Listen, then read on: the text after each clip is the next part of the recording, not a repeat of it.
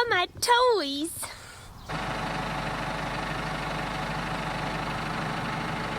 Now you're not having to constantly question Kayla whether she greases the baler every day, because she greases, right? She does all the service work. Right.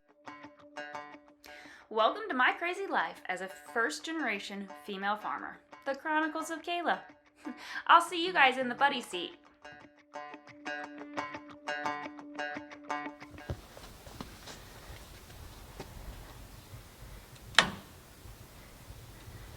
Let there be light.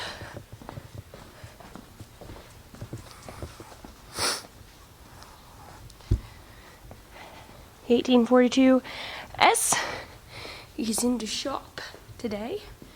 We have some special guests coming, so get the door open and get them in here.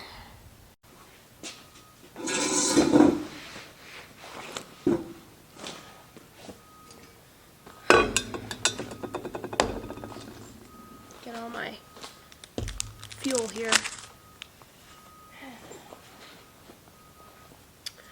I'm not gonna set this on the table yet.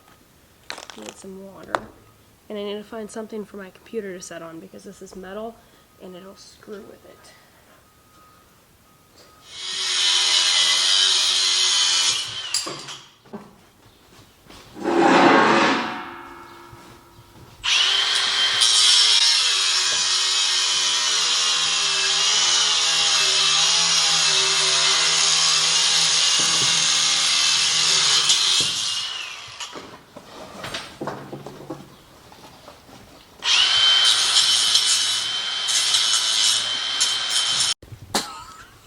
You're okay.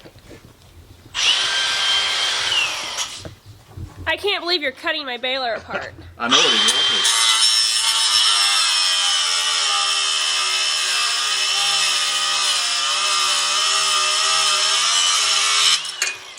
That's the reason I asked him 3 times. I had a lot of apprehensions about cutting on it, for sure.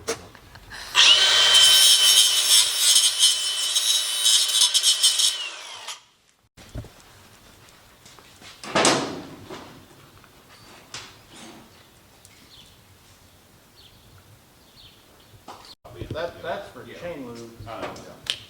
This is just for the knotters. Yeah, that's a knotter stack. Does that go with the chain lube? No, this knotters only.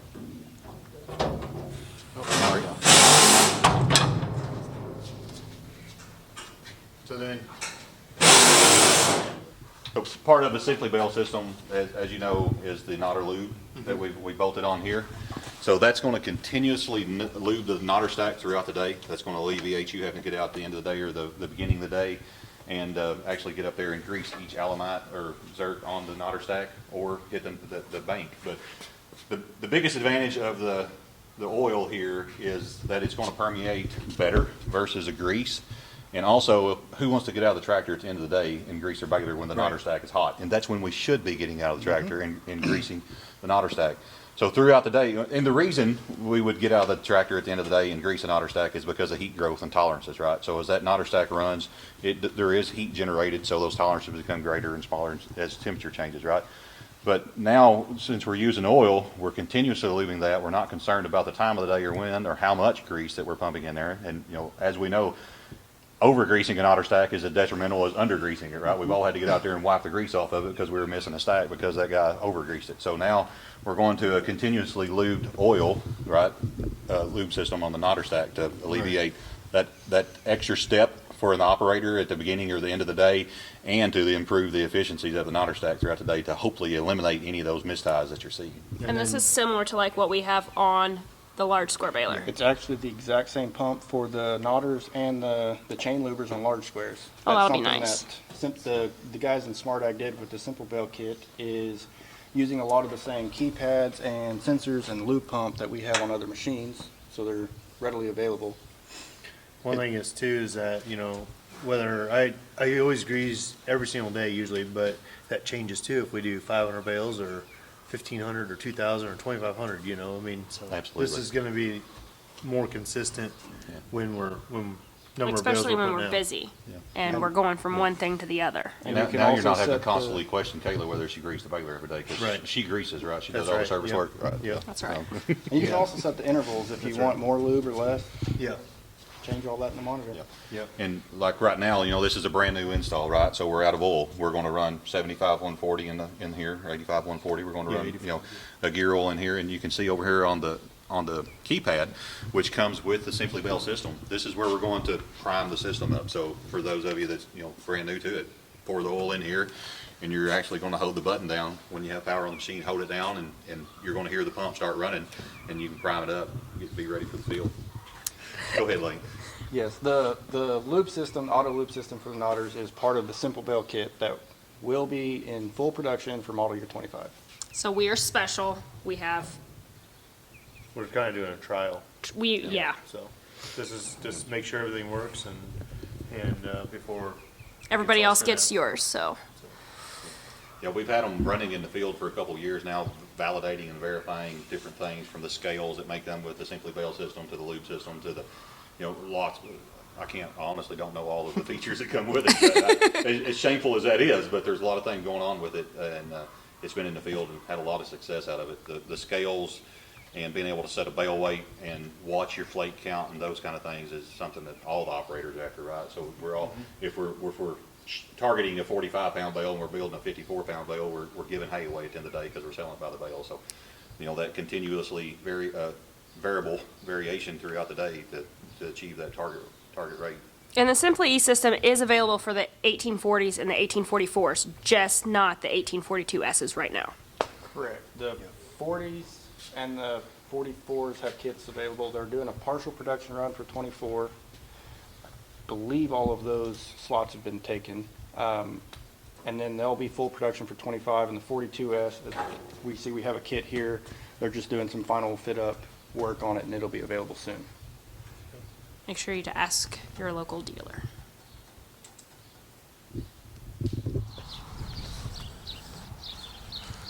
The whole lineup.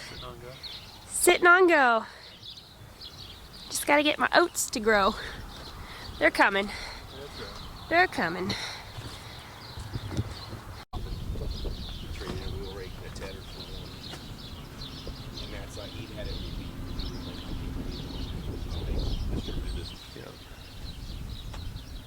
So obviously, your 662, you're already familiar with it.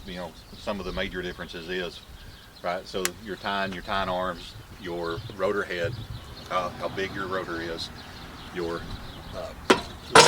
wheels. I'm sorry, I made a bunch of noise on camera. That's okay. Your I'm walking just tandems, trying to be mindful of what's in the background. Bigger tires. bigger tires. Yeah. Yeah. So your undercarriage. You went to an 8 meter versus a 6 meter, so you got to, to increase your raking width, the rotor overall diameter of the rotor is wider. Right, so you're still running 2 rotors and center delivery. And then I see that it's you can adjust your rotors hydraulically.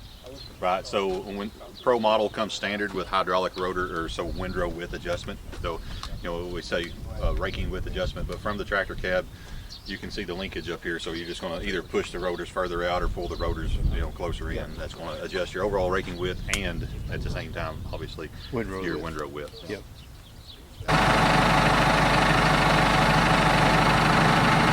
Right now, so we're like, you're putting up marshmallows, honestly. So we can turn it on up. But if we go in here, and it's been a hot minute since I played with the monitor. So obviously 47 bale, you're putting on 4 layers of net. Your bale density is on 5, okay? So I've typically never run it less than 7 or 8. Okay. As your bale density increases, it's going to take some horsepower because it's going to put up a brick of a bale. They're extremely tight. So soft core is simply that, right? It reduces the density pressure on the bale when it's starting to form that core. So it is vital in some silage conditions, something like that. And crop top, this is what I was talking about earlier on those presets. So we have silage, straw, and hay. You can see I'm just changing it by hitting plus and minus. But what we deal with here in North America, typically, like we're talking baling, 18-20% hay, that's going to be within that straw moisture content range. But, we are putting up oats last week, right? So I would, go to silage. What that does is it changes how the density rack ramps up. So yes, we have it set on 7 out of 10 for density, a scale of 7 out of 10. But when we set this crop top, it changes how the density rack ramps up to that max density. So obviously, just like a bell curve, right, it kind of ramps up. So that's just going to help the baler perform optimally in certain conditions here with the silage. So now if we come down and we touch the baler, so now these are all of our baler settings, right? So bale offset. So if your target was what was a 57-inch bale a while ago, so if you get out after you built a 57-inch bale and you get out and you take a tape measure and you pull up and across and you take the average there and it's off by an inch or two, this is where you would offset that to ensure that your bale size is in place. Binding start delay. So that is after your full. So when you're baling, right, your graph is growing. Then you're going to get a near full alarm that's going to tell you to wake up, right? And then your full alarm is going to go off. This is saying 2 seconds after your full alarm goes off, your binding is going to start. So you're going to start applying net or twine, right? This baler net. So if you're baling really fast, sometimes you may have to bump that up to 3 or 4 seconds. But 2 seconds is a good baseline there. And the net roller delay, that's mislabeled in this software version, but we do need to fix that. But that has to do with the way the chute moves forward and backwards at what time the chute that's conveying the net down to the bale. Then bale ramp, so that's just telling you, or you're selecting whether you have a bale ramp on there, and you do have a bale ramp. And it's looking for a bale ramp to be in an up or down position. So when you dump the bale, if you were on a steep incline and the ramp was not able to come all the way back up, this would tell you, there would be a warning label over there telling you the bale ramp didn't come back up, so don't put your tailgate down on top of it.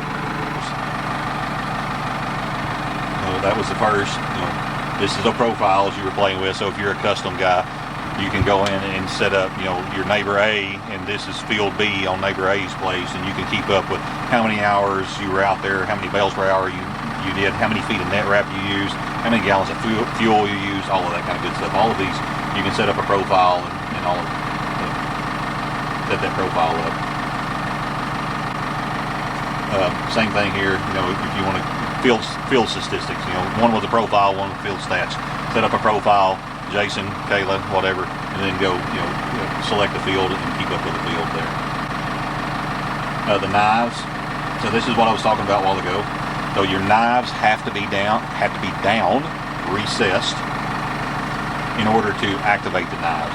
So right now you've got 8 knives selected, and we would hit the remote, lower them, and raise them back up, and then you would have 8 knives engaged. What I see a lot of times is people have the knives in the raised position, and then they're trying to change how many knives, and it's not allowing me to change how many knives. If I put the knives back down, then I can change the number of knives. And like on this baler, we can do no knives, so we can have them all down. 8 knives, 9 knives, or all 17 knives up, so you can have those combinations. So all that's doing is adjusting your cut length, right? So Gotcha. that cut length is critical to forage quality, and not so much forage quality, but animal nutrition, right? So we talked about all of these different things. You've got a rotary rake out here. You've got a mower conditioner back here. Now you've got a silage shopper baler here. So what are we trying to do? We're trying to maximize forage quality. And if we can get this crop to a shorter length that's easily digestible for the cows, that's gonna make it easier on them to regurgitate and process and all that kind of good stuff. Come on over. So hand. Notice there, I'm going to go back. So anything with a hand symbol means manual.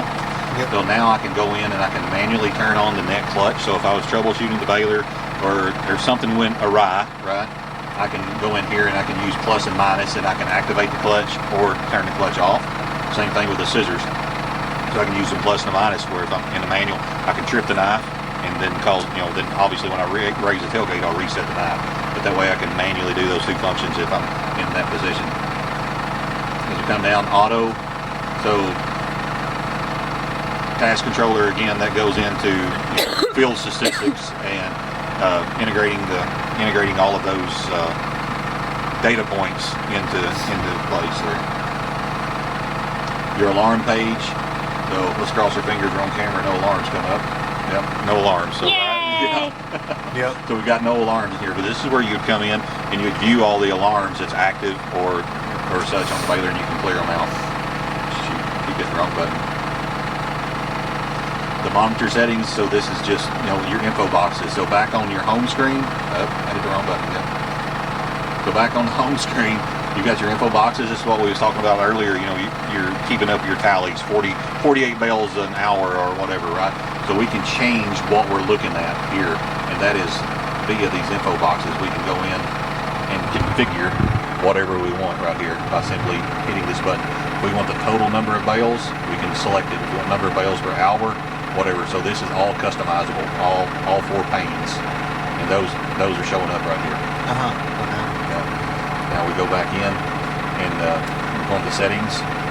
So this is where for like troubleshooting. So if you had an error and you was unsure, we can go in here and we don't lock this out so only the dealers can see it. You know, we're going to allow you to look at it and allow you a chance to fix it before you have to make that call, right? Because time is very important to you, right? So if you can fix it, why do we need to wait an hour or two for the dealer to come out? A lot of times you may have the part in the shop.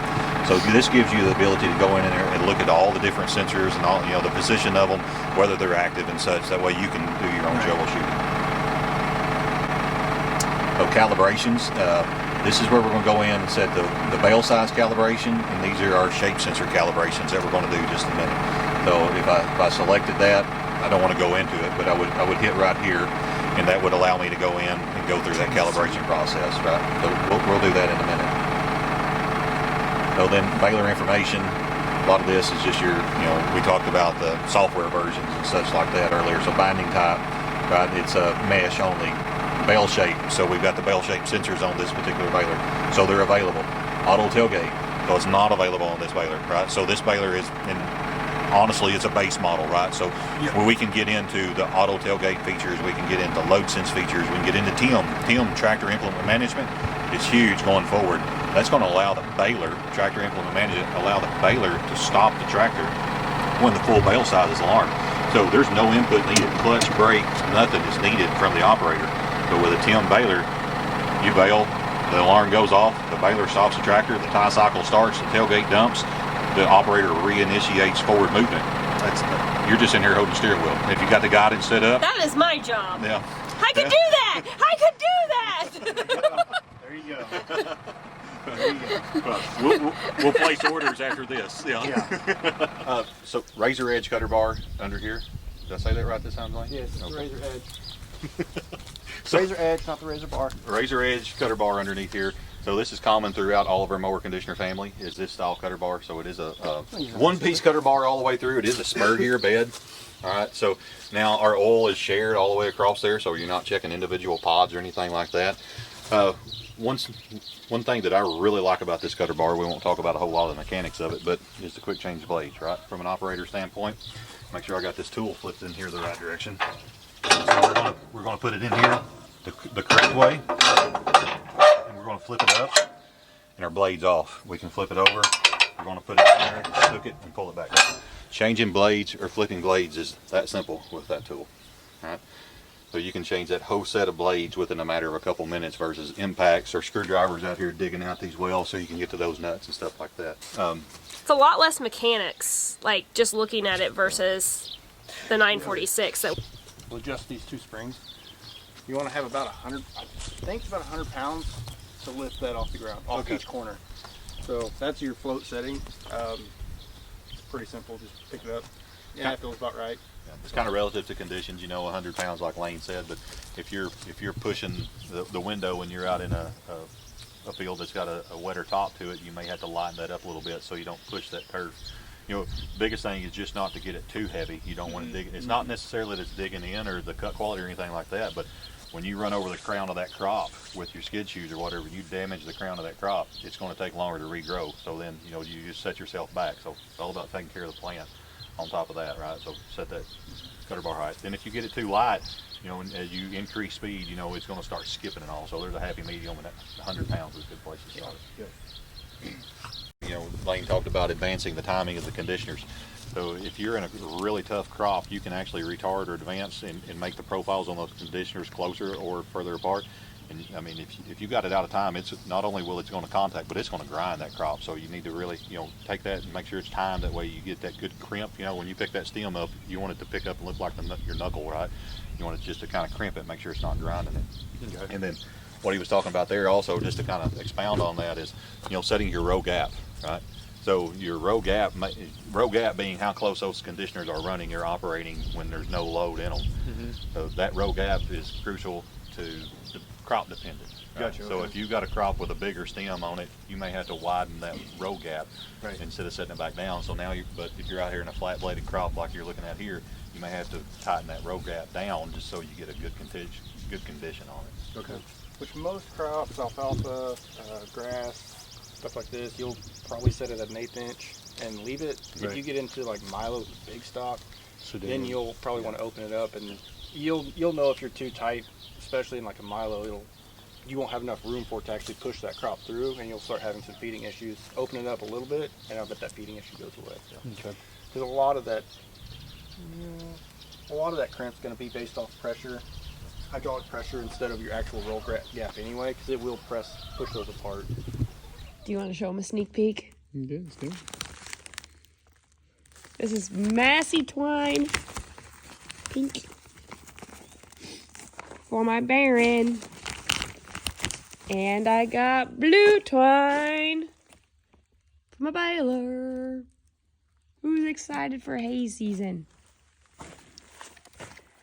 That's a heavier string than normal. Mm-hmm.